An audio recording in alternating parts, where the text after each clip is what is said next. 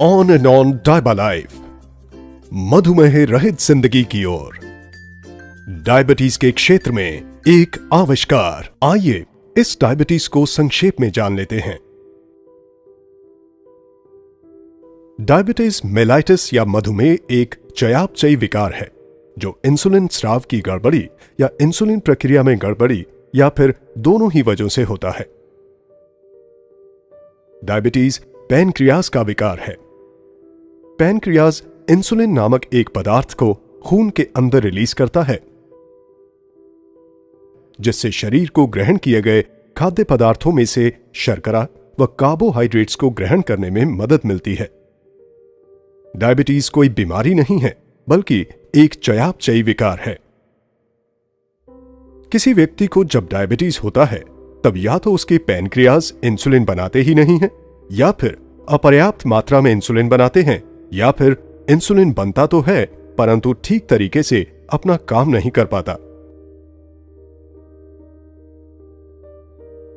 Diabetes से होने वाली कई गंभीर परेशानियां हैं, जैसे हृदय रोग, पैरों में संक्रमण, लैंगिक समस्याएं, अल्जाइमर रोग, स्ट्रोक, मसूड़ों के रोग, सुनने में दिक्कत, स्नायु रोग, घाव का देर से भरना, दृष्टि दोष, किडनी व ब्लैडर फेलियर और गर्भावस्था की पेचीदगी इत्यादि।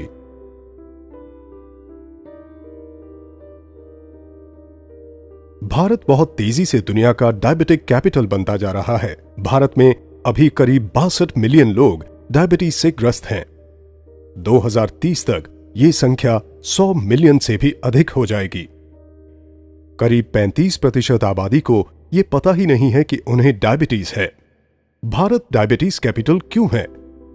इसका एक मूल कारण है एशियन इंडियन फेनोटाइप, जिसमें HbA1c का काउंट बढ़ जाता है। एशियन इंडियन फेनोटाइप में BMI कम होने के बावजूद भी कमर का घेरा काफी ज्यादा हो जाता है।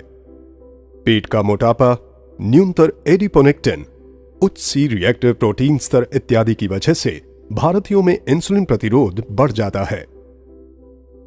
आइए हम इस HbA1c को समझ लेते हैं। जब आप अपने शुगर की जांच कराते हैं, जो उस जांच के वक्त का ही होता है, जबकि HbA1c के जांच में आपको 2-3 महीने के औसत स्तर का पता चलता है। इसे ग्लाइकेटेड हीमोग्लोबिन या A1c भी कहा जाता है। A1c शर्करा युक्त होकर परिवर्तित हो गया एक प्रकार का हीमोग्लोबिन है। जब शरीर शर्करा को प्रोसेस करता है, तब रक्त प्रवाह में मौजूद शर्करा स्वाभाविक रूप से लाल रक्त कण के एक प्रोटीन के साथ जुड़ जाता है। लाल रक्त कण की उम्र करीब 8 से 12 हफ्तों की होती है। इसीलिए HbA1c का मापन इस अवधि के औसत शुगर लेवल को दर्शाता है। बिना डायबिटीज वाले किसी व्यक्ति में ब्लड शुगर लेवल सामान्यतः एक जैसा रहता है, अर्थात खून में मौजूद प्रोटीन में ज्यादा ग्लूकोज संलग्न नहीं होते। HbA1c लेवल अपेक्षाकृत रूप से कम होता है, क्योंकि वे ग्लूकोज को रक्त से बाहर करने में सक्षम होते हैं।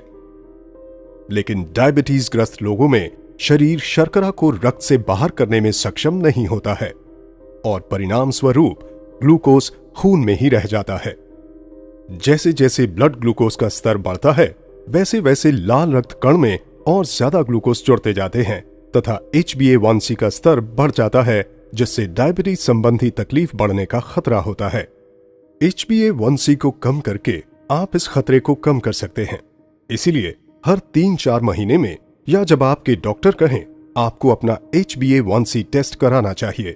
आइए अब ये समझते हैं कि डायबिटीज में आखिर होता क्या है। जब आप कार्बोहाइड्रेट युक्त खाना खाते हैं, तो वो आपके पेट या पाचन तंत्र में ग्लूकोज या शर्करा के रूप में परिवर्तित हो जाता है। हमें अपने आहार में से ग्लूकोज की जरूरत होती है, क्योंकि उससे हमें ऊर्जा मिलती है। चीजें जैसे स्टार्च युक्त आहार, शर्करा युक्त आहार, दूध व डेयरी प्रोडक्ट्स एवं फलों इत्यादि में कार्बोहाइड्रेट होता है। ये ग्लूकोज फिर रक्त प्रवाह में जाता है और शरीर ये सेंस करता है कि ब्लड ग्लूकोज का स्तर बढ़ रहा है। इसकी प्रतिक्रिया में पेट के ठीक नीचे मौजूद एक छोटा सा ग्लैंड, जिसे पैनक्रियाज कहते हैं, इंसुलिन नामक हार्मोन रिलीज करना शुरू कर देता है।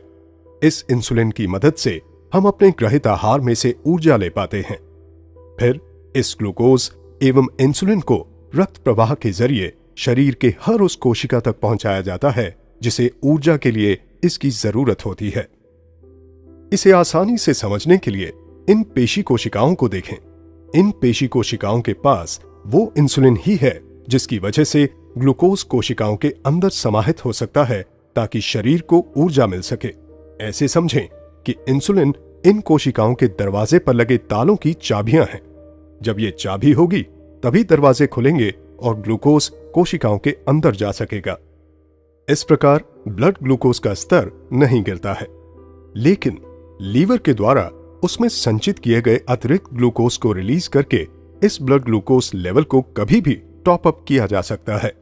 ब्लड ग्लूकोज बार बार बढ़ता है और ज्यादा से ज्यादा इंसुलिन पैदा करता है ताकि वो उन बंद दरवाजों के ताले की चाबी बनकर उस ग्लूकोज को रक्त प्रवाह के जरिए कोशिकाओं के अंदर पहुंचा सके। रक्त शर्करा जब ऑप्टिमम लेवल पर होता है तब शरीर उत्तम रूप से काम करता है, लेकिन जब ब्लड शुगर का लेवल बढ़ जाता है तो शरीर ठीक से काम नहीं कर पाता। सामान्यतः हमारे शरीर के अंदर ही एक साइकिल होता है जो शरीर में इंसुलिन एवं ग्लूकोज स्तर को संतुलित करता है, और ये संतुलन निर्भर करता है हमारे आहार, पैनक्रियाज एवं लिवर पर।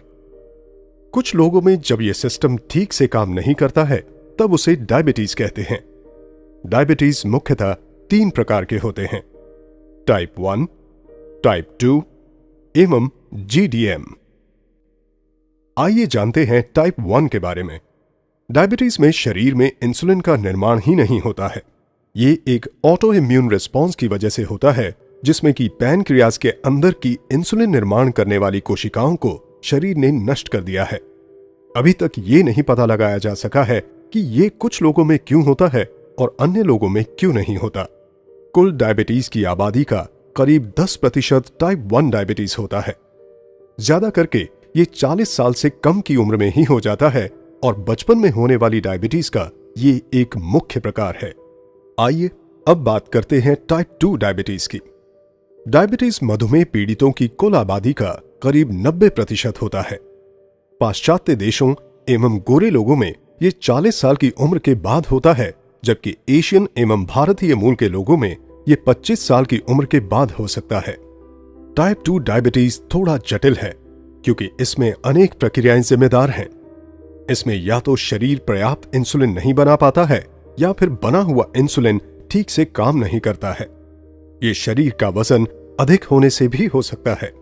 चर्बी की वृद्धि की वजह से इंसुलिन अपना कार्य सही तरीके से नहीं कर पाता, लेकिन ये सही वजन वाले लोगों को भी हो सकता है।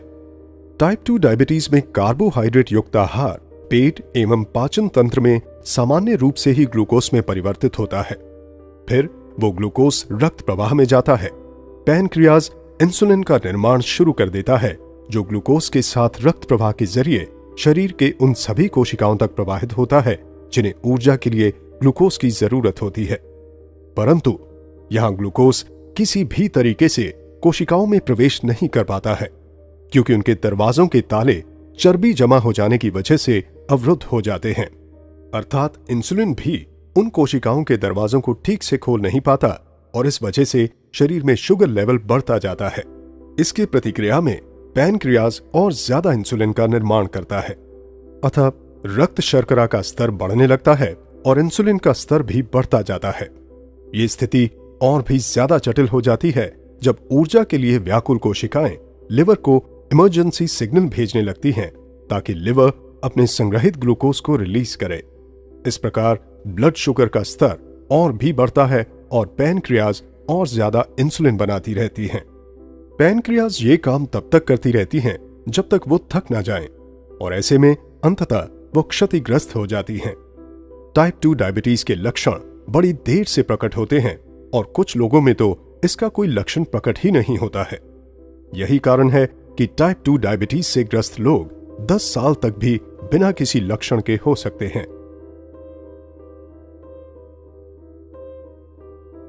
और अब हम बात करेंगे GDM डायबिटीज की। जेस्टेशनल डायबिटीज मधुमेह रहित किसी भी महिला को होने वाली एक अस्थायी परिस्थिति है। जिसमें शुगर लेवल ज्यादा होता है। हालांकि इसका ठीक ठीक कोई कारण तो ज्ञात नहीं है, लेकिन ये गर्भनाल के हार्मोन में वृद्धि होने के कारण मां और बच्चे को होता है। डायबिटीज से पीड़ित लोगों में ग्लूकोज उनके शरीर की कोशिकाओं में प्रवेश ही नहीं कर पाता, अतः ब्लड ग्लूकोज का स्तर बढ़ता ही जाता है।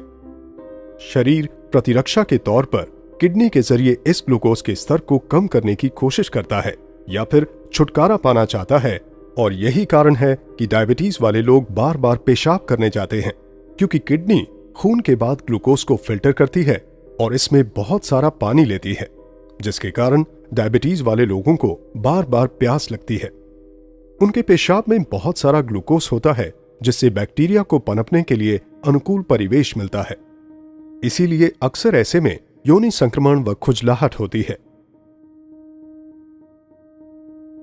इसी प्रकार रक्त में भी ग्लूकोज की मात्रा काफी अधिक होती है, जिसकी वजह से ताजे जख्मों पर सामान्य से ज्यादा बैक्टीरिया पैदा होते हैं और जख्म भरने में देरी होती है। ग्लूकोज आंखों के आगे लेंस में भी जमा हो सकता है, जिससे लेंस के अंदर का तरल धूमिल हो जाता है। इसकी वजह से डायबिटीज ग्रस्त कुछ लोगों को धुंधला दिखाई देता है, क्योंकि ग्लूकोज शरीर की कोशिकाओं में पहुंच ही नहीं पाता, जिससे कि शरीर को ऊर्जा नहीं मिल पाती है और परिणाम स्वरूप डायबिटीज वाले लोगों को ज्यादा थकान महसूस होती है और वो अपने दैनिक कार्यों को करने में भी असमर्थ महसूस करते हैं। लेकिन वहीं दूसरी ओर शरीर को काम करने के लिए ऊर्जा की निरंतर जरूरत होती है। ऐसी स्थिति में ऊर्जा पाने के लिए शरीर अपने अंदर संग्रहित वसा को तोड़ना शुरू कर देता है, और यही कारण है कि डायबिटीज में शरीर का वजन कम होने लगता है। इस प्रकार डायबिटीज के मुख्य लक्षणों पर एक नजर डालें तो वो हैं बार बार पेशाब के लिए जाना, ज्यादा प्यास लगना, योनि संक्रमण एवं खुजलाहट, जख्म का देर से भरना, धुंधली दृष्टि होना, थकान महसूस करना एवं वजन में कमी होना।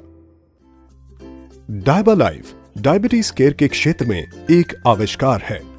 डायबालाइफ लहसुन के अंदर मौजूद स्टेबलाइज्ड एलिसीन पर आधारित है। लहसुन को एक चमत्कारी औषधि के रूप में जाना जाता है। लहसुन का इस्तेमाल प्राचीन काल से होता रहा है और ये इलाज एवं रक्षा के लिए इस्तेमाल किए जाने वाले पौधों में से है, जिसका लिखित प्रमाण है। लहसुन प्राचीनतम उगाए जाने वाले पौधों में से एक है, जिसे 5000 से भी ज्यादा वर्षों से उगाया जा रहा है। सभ्यता की शुरुआत से ही लहसुन का प्रयोग होता रहा है, चाहे वो मिस्र का पिरामिड हो या प्राचीनतम मंदिर। मजे की बात तो ये है कि वैसी सभ्यताएं जो कभी एक दूसरे के संपर्क में नहीं आई, फिर भी उन्होंने लहसुन का प्रयोग अपने उपचार व चिकित्सा में किया। मिस्र, रोम, चीन, भारत के प्राचीन मेडिकल की पुस्तकों में लहसुन के औषधीय गुणों का विवरण है। हजारों वर्षों से विश्व भर में लोग लहसुन को स्वास्थ्य लाभ के लिए उपयोग कर रहे हैं। प्राचीन काल से ही लहसुन को हर मर्ज की दवा माना गया है। कहा गया है कि इससे साधारण सर्दी फ्लू से लेकर प्लेग तक में फायदा हो सकता है। लहसुन डायबिटीज पर नियंत्रण करने में मदद करता है। लहसुन में पाया जाने वाला एलिसीन HbA1c को नियंत्रित करने में बेहद कारगर है, जो कि डायबिटीज कंट्रोल के लिए बेहद अहम है। ये ग्लूकोज टॉलरेंस को सामान्य स्तर में रखने में मदद करता है। लहसुन एंटीबैक्टीरियल, एंटीवायरल एवं एंटी फंगल है। शोधों से ये प्रमाणित हुआ है कि खून में पाया जाने वाला लाल रक्त कण लहसुन के यौगिकों को प्रोसेस करके उन्हें हाइड्रोजन सल्फाइड में बदल देता है, जो रक्त धमनियों को रिलैक्स करता है तथा रक्त प्रवाह को बढ़ाता है। बावजूद इन सब के कच्चे लहसुन की अपनी खामियां हैं। कच्चा लहसुन पेट के एसिड से नष्ट हो जाता है।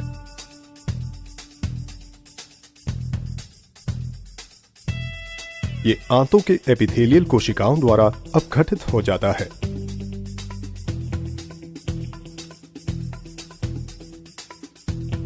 ये शरीर के पीएच से प्रभावित होता है। ये बदबू एवं मुख दुर्गंध देता है। इन सब का उपाय है 100% स्टेबलाइज्ड एलिसीन। एलिसीन लहसुन का प्रमुख जैविक घटक है, जिसमें औषधीय गुण होते हैं। 100% स्टेबलाइज्ड एलिसीन यूरोपियन वैज्ञानिक डॉक्टर पीटर जोसलिंग का आविष्कार है। इस 100% स्टेबलाइज्ड एलिसिन को लेकर यूरोपियन वैज्ञानिक डायबिटीज केयर के लिए एक अनोखा फॉर्मुलेशन तैयार किया है जिसका नाम है डायबालाइफ। डायबालाइफ का अर्थ है मधुमेह रहित जिंदगी की ओर। डायबालाइफ एक आयुर्वेदिक औषधि है। यह डायबिटीज पीड़ित लोगों के लिए एक प्राकृतिक पथ्य है तथा बाकी सबके लिए बेहद स्वास्थ्यप्रद है। एक छोटा सा 210 मिलीग्राम का कैप्सूल कच्चे लहसुन की 36 कलियों को खाने के बराबर है। डायबालाइफ अनुसंधान पर आधारित तथा जबरदस्त हर्बल घटकों से बना है। ये 5 बेहतरीन घटकों से बना है। 100% स्टेबलाइज्ड एलिसिन, करेला या बिटरगार्ड, दालचीनी या सिनेमन, अल्फा लिपोइक एसिड एवं क्रोमियम पिकोलिनेट। डायबालाइफ की विशेषताएं या यूएसपी। डायबालाइफ डायबिटीज केयर के क्षेत्र में एक आविष्कार है। भारत में पहली बार अनुसंधान आधारित एवं चमत्कारी प्रोडक्ट 100% स्टेबलाइज्ड एलिसिन से बना, 100% शुद्ध शाकाहारी कैप्सूल में बना, यूके ग्रास प्रमाणित घटकों से बना, नॉन जीएमओ घटकों से बना, पेटेंटेड फॉर्मूला,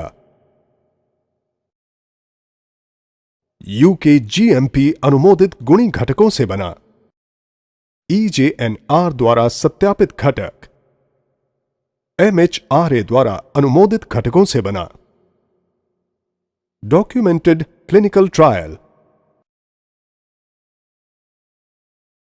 मार्केट में इकलौता प्रोडक्ट, कोई कंपटीशन नहीं। विश्व के कई अन्य देशों में मौजूद।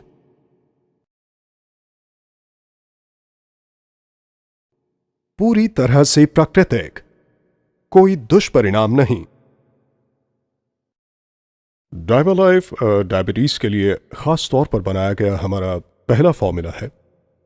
इसके अंदर अनेक घटक हैं, लेकिन एलिसिन स्पष्टतः मुख्य घटक है जो टाइप 1 एवं टाइप 2 डायबिटीज में बेहद प्रभावी है।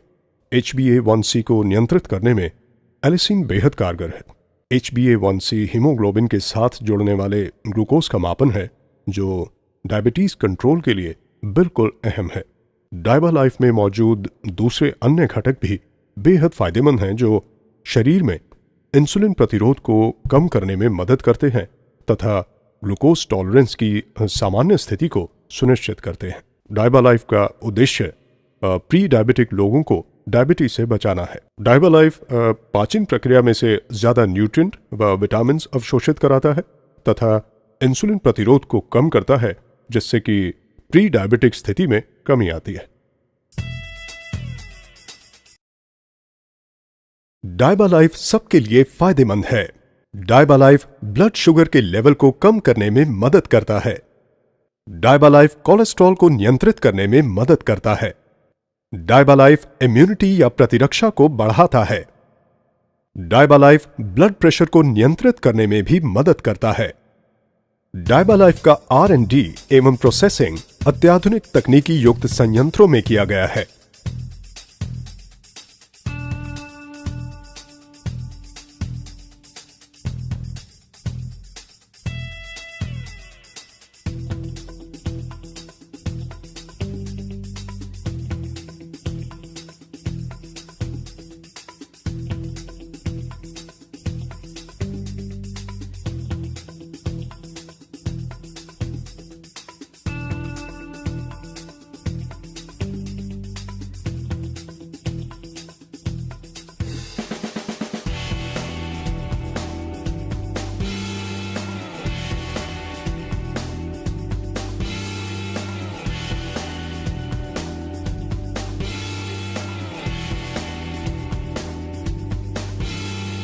डायबालाइफ, मधुमेह रहित जिंदगी की ओर।